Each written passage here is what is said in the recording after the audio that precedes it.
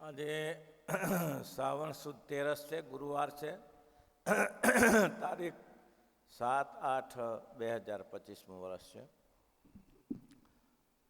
આપણે કાલે ઘાસીદાસભાઈનું વર્તન સાંભળ્યું. બહુ ઊંચા ભક્ત હતા ભગવાનના. એમને આ પ્રશ્ન સૂજ્યો. આવો પ્રશ્ન સૂજે નહીં. ગ્રસ્તો તો પોતાની રીતે મસ્તીમાં રહે છે, એને શું પ્રશ્ન સૂજે? પણ બોચાસણવાળા કાશીદાસભાઈ બહુ જાગૃત હતા. એમને કહ્યું, હે મહારાજ, ત્યાગી છે તો નિવૃત્તિ માર્ગને અનુસર્યા છે. નખન ભગવાનનો સ્વરૂપમાં વૃત્તિ રાખે છે. નિવૃત્તિ માર્ગ એટલે ભજન કરી લેવું, ભક્તિ કરી લેવી, ભગવાનના ભક્તોને ભક્તિ કરાવવામાં પ્રવૃત્ત થાય, નિવૃત્તિ માર્ગ છે. અને ગ્રસ્તાશ્રમી તો મહારાજ પ્રવૃત્તિ માર્ગવાળા છે. અને આ સંતો તો અખંડ ભગવાનમાં વૃત્તિ રાખીને ભજન કરે છે. તો એ ગ્રસ્તાશ્રમી છે તે તો પ્રવૃત્તિને અનુસર્યા છે, માટે તેને સંસારની અનંત વિટંબણા વળગી છે. માટે ગ્રસ્તાશ્રમી કેમ સમજે તો ભગવાનમાં વૃત્તિ રહે? ભગવાનમાં વૃત્તિ રાખવી કાઠી છે. અને મહારાજ કે નથી કોઈ મોટી પ્રાપ્તિ નથી. જેને ભગવાનમાં વૃત્તિ રહેવા લાગે તેને કોઈ આ જગતમાં મોટી પ્રાપ્તિ નથી. મહારાજે વચનામૃત પહેલાં જ લખ્યું, જેને ભગવાનમાં અખંડ વૃત્તિ રહે છે તેને તો મહારાજ કે કંઈ કરવું બાકી રહ્યું નથી. કારણ કે ભગવાનની મૂર્તિ ચિંતામણી સમાન છે. અને ચિંતામણી જેને લાધી હોય, મળી હોય, તે જે ચિંતવન કરે તે પ્રાપ્ત થાય છે. ચિંતામણી જેને મળી ગઈ પછી કંઈ એને બાકી રહેતું નથી.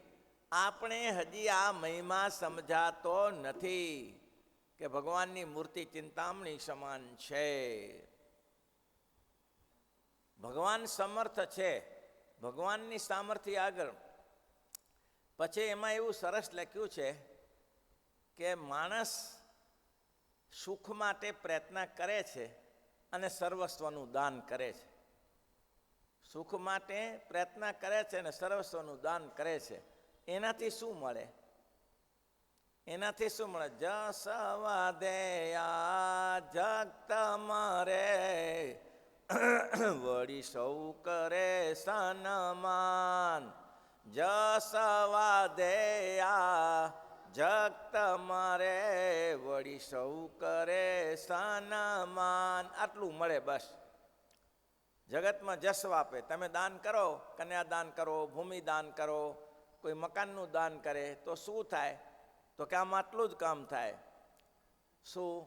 તો કે જસ વાધેયા જગત મરે, સૌ કરે સન્માન. તમારો કીર્તિ વધે. જસ વધે આ જગત મારે, સૌ કરે સન્માન. આટલું થાય. તો મહારાજ કે જગતની પ્રવૃત્તિથી આ જ થાય, બીજું કાંઈ ન થાય. પણ એને વસ્તુ જો ભગવાનને સમર્પણ કર્યું હોય, ભક્તૈ તે કૃષ્ણાય નર્પિતમ વાર્ય પીકતિ ન પેયમ નહીં ભક્ષમ તે પત્ર કંદ ફલાદ્યપી 59મો શ્લોક છે કે એ જો ભગવાનને અર્પણ કર્યું હોય તો એને કંઈ કરવા જેવું રહેતું નથી. ભગવાન સુધી પહોંચી જાય છે. કે ઈશાવાસ્યામ ઇદમ સર્વં જત્કેન તેમ જગતમ તેન તક તેને ભુંજિતામ આગ્રહ કસજન. મહારાજ કે આ ભગવાને આપ્યું છે, તમને પરમાત્માએ આપ્યું છે. પરમાત્મા તમને જો આ સિદ્ધિ ના આપે તો તમે વીણી ખાતા હો, શું કરી શકતા હો? પણ ભગવાને તમને બુદ્ધિયોગ આપ્યો અને બુદ્ધિયોગનો તમે ઉપયોગ કર્યો તો આ જગતની સંપત્તિ તમારી પાસે આવી છે. બાકી યશ વધે આ જગત મારે, સૌ કરે સન્માન. આનાથી કોઈ મોટી સામાન્ય ધર્મમાં તમે રહી શકો. વિશેષ ધર્મ, એકાંતિક ભાગવત ધર્મની પ્રાપ્તિ થાય નહીં. આ પ્રશ્ન એટલા માટે છે કે ભગવાનની મૂર્તિ છે ચિંતામણી સમાન છે. ચિંતામણી મુજને રાધી રે, રાંક થઈને સિદ્ધ ફરવું. ભગવાનની મૂર્તિ ચિંતામણી સમાન છે. એ ચિંતામણી મને લાગી તો રાંક થઈને સાબરવું. તો એ ભગવાનની મૂર્તિમાં જેને અખંડ વૃત્તિ રહેતી હોય એને નિવૃત્તિ થઈ ચૂકી સહેજે સહેજે. એને કંઈ આ જગતની પૂરવા નથી. જગતમાં માલ મિલકત મળે કે ના મળે, ગામગ્રાસ મળે કે ના મળે, એની સાથે એને કંઈ લેવા દેવા નથી. સંપ્રદાયમાં પૂર્ણાનંદનો પ્રશ્ન છે ને? પૂર્ણાનંદ સ્વામી. પૂર્ણાનંદ સ્વામીએ પ્રશ્ન પૂછ્યો છે કે મહારાજ આકાશનો લય કેવી રીતે છે? એ પૂર્ણાનંદ સ્વામીનો પ્રશ્ન છે. તો એ પૂર્ણાનંદ સ્વામી બહુ સારા કવિ હતા, બહુ વિદ્વાન હતા, સંપ્રદાયના મૂર્ધન્ય સંત હતા.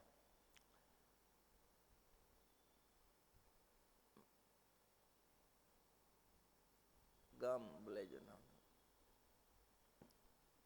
ત્યાં મહારાજ ગયા, સ્નાન કરવા ગયા, અને એ રામગીરીના અજા પટેલની સાથે પૂર્ણાનંદ સ્વામી ત્યાં આવેલા. મૂળ તો એ આ બાજુ વિરમગામ બાજુના હતા, પણ દર્શન કરવા માટે આવેલા. ભગવાન નવખંડ ધરતીમાં સ્વામી છતરાયો ચાલે, ભગવાન ઓળખ્યા વગર રહે નહીં. એ ગામ મા ઉપર છે, કોઈ મહારાજ કે આ ગામ વઢવણ જોડે છે, વઢવણ જોડે ગામ છે મા ઉપર.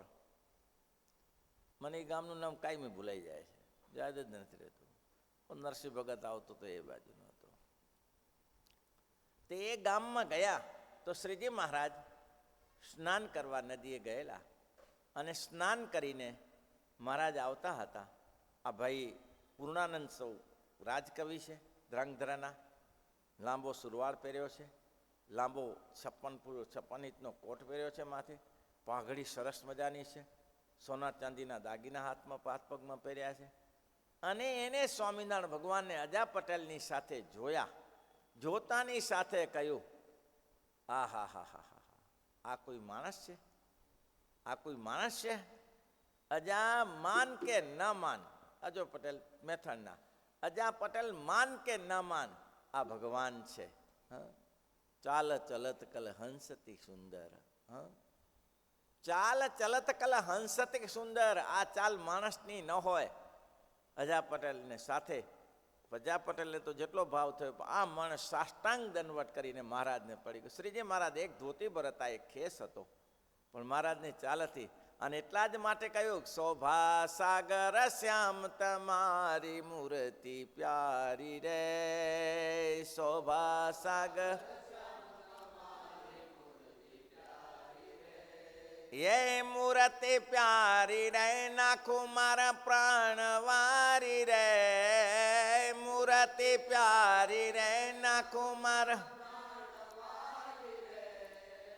શોભા સાગર શ્યામ તમારી મૂર્તિ પ્યારી રે, સુંદરતા જોઈ મુખની શશી સુરલ જાય રે, સુંદરતા જોઈ મુખની શશી સુર. હે મુખ દેખાડી નવ ક્યાં વસ ગગન જાય રે, મુખ દેખાડી નવ ક્યાં. શોભા સાગર શ્યામ તમારી મૂર્તિ પ્યારી રે, શોભા સાગર શ્યામ. એ પૂર્ણાનંદ ગજા ગઢવી સાષ્ટાંગ દંડવટ કરીને શ્રીજી મહારાજને ચરણે પડી ગયા. એ પડી ગયા. મહારાજને કહ્યું, બસ આ શરીર તમને કુરબાન છે, આ શરીર તમને કુરબાન છે. શ્રીજી મહારાજે એને સ્વાંગ પહેરાવ્યો, એને એ ભગવા વસ્ત્ર ધારણ કરાવ્યા, અને મહારાજે એને સાધુ બનાવ્યા. ગજા ગઢવીમાંથી પૂર્ણાનંદ થયા. એકવાર મહારાજનો નિશ્ચય પેસી ગયો આ માણસને. પછી એની કથા જાણીએ છીએ, હેબતપુરના હતા વિરમગામ જોડે. એવો નિશ્ચય થઈ ગયો, અને પછી મહારાજની સાથે ખૂબ રહ્યા. શ્રીજી મહારાજને સેવ્યા, ખૂબ ભાવથી પૂર્ણાનંદ સ્વામી મહારાજની સાથે રહ્યા. સ્વામિનારાયણ ભગવાન સ્વધામ ગયા પછી આ પૂર્ણાનંદ સ્વામીને ગમે તે કારણસર આ ધોળકાથી તકલીફ થઈ. મંદિર 3 શિખરનું હતું ને 1 શિખરનું બનતું હતું, એટલે કોઈએ કહ્યું કે આ 3 શિખરનું મંદિર સ્વામી સમયે, એમાંથી એને ચટકી લાગી. પોતે ચટકીદાર વેરાગવારા હતા, કારણ કે ચટકી લાગે ત્યારે જ આમ ઢળી પડે, ને તો શું કરીને ઢળી પડે? અંદર ચોંટવાનો સ્વભાવ જ ન તો ચોંટે કેવી રીતે? રામાનુજાચાર્યની કાલે મેં એક કથા સંભળાવી હતી. રામાનુજાચાર્ય શ્રીરંગ ક્ષેત્રમાં, પોતે મૂળ ભૂતપુરીના, આપણું ગાદીસ્તાન ભૂતપુરી, ત્યાંથી શ્રીરંગ ક્ષેત્રમાં શ્રીરંગનાથજીની સ્થાપના કરી, અને કાવેરી નદીમાં સ્નાન કરવા જતા હતા. તો સ્નાન કરવા જતા હતા, એને શું એક દૃશ્ય જોયું કે એક કામી પુરુષ સ્ત્રીની સાથે જતો હતો. તો સ્ત્રીને લાલન પાલન કરવા માટે કાવેરી નદી તરફ જતા હતા. તો મોહિત થયેલો માણસ એટલે એ પોતાનું ખેસ્યું પાથરીને સ્ત્રીને ઉપર ચલાવે, પછી વળી બીજું ખેસ્યું પાથરીને નીચે જમીન ઉપર ચાલવા ન દે. તો રામાનુજાચાર્ય કે આહારું ગજબ છે. આ માણસને પકડવા જેવો છે, હા આ માણસને પકડવા જેવો છે. એટલે રામાનુજાચાર્ય એની પાસે ગયા, એટલે આવું શું છે તને આમાં, આનાથી આવું તને શું છે? તો કે તમે જોતા નથી, આવું રૂપ જોયું કોઈ જગ્યાએ તમે? આ રૂપમાં ફિદા છું. અચ્છા, તો આ રૂપ કરતા બીજું રૂપ મળે તો આને મૂકી દઉં એમ? તો કે આનાથી કોઈ વધારે રૂપવાન મળે તો આને મૂકી દઉં. તો કે મારી સાથે આવ. તો કે આવું કરો, આને સાથે લઈને આવું. પછી એવું ના હોય તો ત્યાં આવ્યા પછી આવું રૂપ ના દેખાય, આ જાય ને પેલું જાય, એ તો ના થાય ને. કે આવો આની સાથે લઈને આવું. તો કે ચાલ લઈને આ. હવે શ્રેંગ ક્ષેત્રમાં તમે જતા હશો કે મૂર્તિ બહુ લાંબી છે, 24 ફૂટની મૂર્તિ લાંબી છે. એક દરવાજામાંથી ચલાવીને દેખાય, બીજા દરવાજામાં ભગવાનની કેળ દેખાય, અને ત્રીજા દરવાજામાં મહારાજનું મુખારજનું દર્શન થાય. આવી મૂર્તિ લાંબી છે. આ મૂર્તિ સંપ્રદાયમાં તો અત્યારે તો મૂર્તિઓ સુંદર થાય, પહેલાંની મૂર્તિઓ એટલી બધી સુંદર નથી. પણ ત્યાં લઈ ગયા અને રામાનુજાચાર્ય શ્રેંગ ભગવાનને કહ્યું, પ્રભુ આને પકડી લાવ્યો છો, હવે જવાબદારી તમારી છે. આને રૂપ માટે પકડી લાવ્યો છે. હા, શ્રેંગ ક્ષેત્ર એના ઉપર દયા કરી અને પોતામાંથી તેજ બારે રૂપનું તેજ અંબાર બહાર કાઢ્યો. અને પછી રામાનુજાચાર્ય કીધું કે અહીંયા ઊભો રહે, આને ઊભી રાખ ને તું ઊભો રહે, જો કયું રૂપ સારું છે, કયું રૂપ સારું છે. હવે ભગવાનના રૂપ આગળ આનું શું રૂપ હોય? કાઢી મૂકી પેલીને નીકળી જા. હા, રૂપવાન તો આ છે. રામાનુચાર્ય એક પકડ્યું કે ચોંટવાનો સભાજ્ઞ તો ક્યાં ચોંટશે? એ સ્ત્રીમાં ચોંટ્યો હોય, કાલે ભગવાનમાં જ ચોંટશે.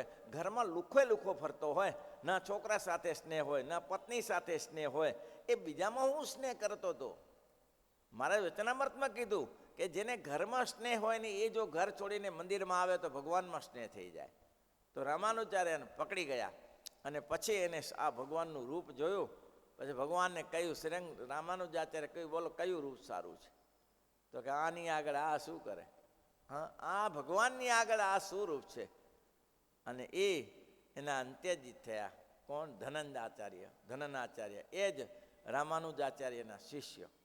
અને રામાનુજાચાર્ય મૂર્તિ અત્યારે છે ત્યાં અત્યારે, એટલે મૂર્તિની પ્રત્યક્ષ સભાનું શરીર રાખી મૂક્યું છે. અત્યારે હાથ આમ થોડો પડી ગયો છે, પણ કેમિકલ ગમે તે ભરીને શરીર એમને રાખ્યું. 850 વર્ષ થયા, શરીર છે ગોખમાં, હજી દર્શન થાય છે બધાને જ્યાં જાઓ ત્યારે.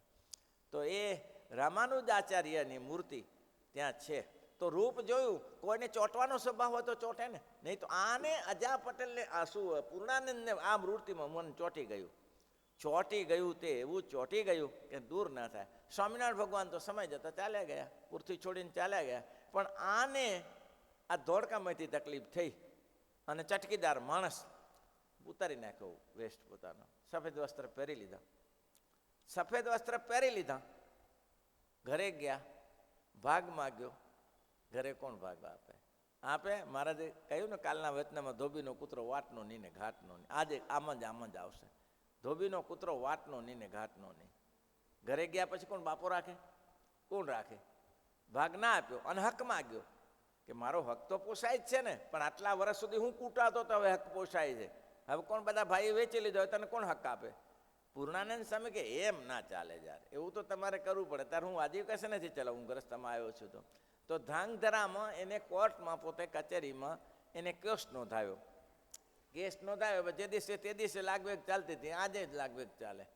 ત્યાંના અધિકારીએ એમ કહ્યું કે કેસ તમારા તરફેણમાં કરી દઉં પૂર્ણાનંદ, પણ પવન વેગો ઘોડો હતો એની પાસે, પવન વેગો ઘોડો.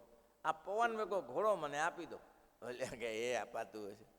અમુક જ મણકી જોઈએ મહારાજની પાસે, એ દુનિયાની મણકીઓ ભેગી કરો તો ના થાય. તેમ પવન વેગી ઘોડો હતો એની પાસે જ હતો. એ કે અપાતો હશે. તો કે કેમ? તમે રાજકારણી આવો, તમે જે શિકાર કરનારા, આ ઘોડા ઉપર સ્વામિનારાયણ ભગવાન બિરાજા, જે પવિત્ર ઘોડો છે, આના ઉપર શિકાર ના કરવા જવાય. અને તમને આપો તો કાલે આ ધંધો કરો તો મારા ઘોડાનું શું થાય? એમ કે આવી ધંધો કરો તમારે શું થાય? એ ઘોડો નહીં આપે તો જા. અને કેસ હારી ગયા. પછી શું થયું? રાજકોટ ગયા અને રાજકોટમાં કેસ નોંધાયો. ત્યાંની મેન હાઈ કચેરી રાજકોટમાં કેસ નોંધાયો. પણ રાજકોટમાં કોણ બાપો સાંભળે? રાજકોટનો સાંભળે કોણ? કંઈ નહીં કે હવે રાજકોટથી તો અહીંયા કને હેબતપુર કે ચંદ્રાસણ રહેતા હતા, પછી આવ્યું અહીંયા સણંદ જોડે, અહીંથી તો દૂર અવાય નહીં, એટલે એને એક ઝૂંપડી બનાવી લીધી, ઘાસની ઝૂંપડી બનાવી. નદી સેતુ નદી છે, સેતુ નદીને કિનારે ઝૂંપડી બનાવી. પોતે મૂર્ખ કવિને, કવિરાજ એટલે રાત્રિ પડે અને ભગવાનને સામે બેસી અને કીર્તનો બોલે નદીના સામે. એવા કીર્તન મોહની લગાડી તે તો મને મોહની લગાડી, એ મોહન તે મને મોહની લગાડી, તેવી કીર્તનો બોલે. એવા કીર્તનો 1 દિવસ 2 દિવસ 3 દિવસ 15 દિવસ થયા. આવા કીર્તનની એક પછી એક જડી ચાલતી હોય. સામે રાજમહેલ, રાજમહેલમાં રાજમાતા. હવે રાજમાતાને એમ થયું કે આવો સુંદર ગાય છે, ગાયક છે, તો મારી ઈચ્છા છે એને પોતાના આ